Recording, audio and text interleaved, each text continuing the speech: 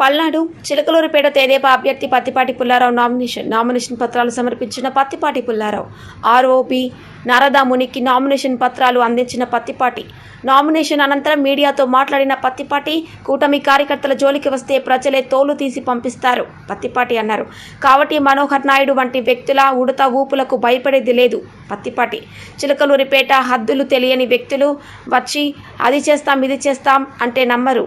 CM జగన్కే expiry date దగ్గర పడింది. ఇక వారి ఆటలు సాగవు. 5 ఏళ్లలో మంత్రి విడుదల రజని ఏం చేశారో చెప్పిన తర్వాతనే ఓట్లు అడగాలి. ఈ ఎన్నికల్లో జగన్ పాలన నుంచి విముక్తి లభిస్తోంది.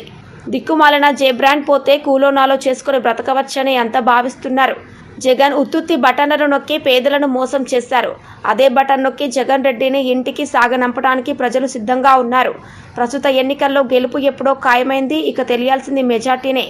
చిలకలూరిపేటలో అఖండ విజయాన్ని సాధించి చంద్రబాబుకు కానుకగా ఇస్తామన్నారు పత్తిపాటి. నమస్కారం.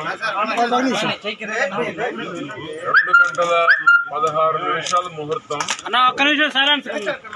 తెలుగుదేశం పార్టీ చిలకలూరిపేట అసెంబ్లీకి 2:16 నామినేషన్ వేయటం జరిగింది. రాష్ట్రం అంతా కూడా ఎప్పుడా అని ఎదురు చూస్తూ ఉంది. కూటమి ప్రభుత్వం రావాలి. తెలుగుదేశం, జనసేన, బీజేపీ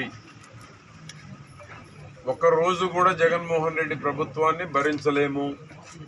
ముందు జే బ్రాండ్స్ ఎప్పుడెప్పుడు వదిలించుకుందామని పేద ప్రజలు ఎదురు చూస్తూ ఉన్నారు. జే బ్రాండ్ పోతే కనీసం జీవితాలన్నా ఉంటాయి.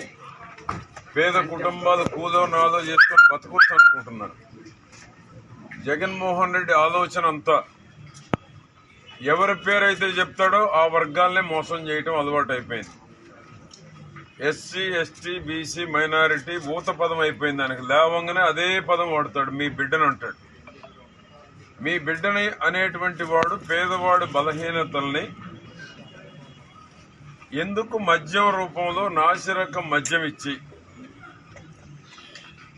చుట్టుపక్కల ఏ రాష్ట్రాల్లో లేనటువంటి నాసిరకం మద్యం పేదవాడి జీవితాలతో ఎందుకు చెలగాటమాడుతున్నాడో ముందు సమాధానం చెప్పాలి. ఏ రాష్ట్రంలో ఉందా ఇంత నాసిరకం మద్యం?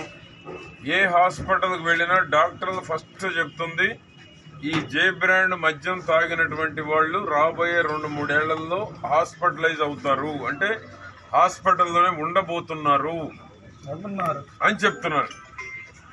జగన్మోహన్ రెడ్డి పేదవాళ్ళకి ఏమాత్రం పేదవారి మీద దయ కరుణ ఉంటే ఒక ముఖ్యమంత్రి ధనదాహం కోసం ఈ రకమైనటువంటి నాసిరకం మద్యం ఒక పక్క, మరొక పక్కేమో మద్యం తాగించడం తగ్గించడం కోసం రేట్లు పెంచానని చెప్పి జేబులు ఖాళీ చేయించి జేబులు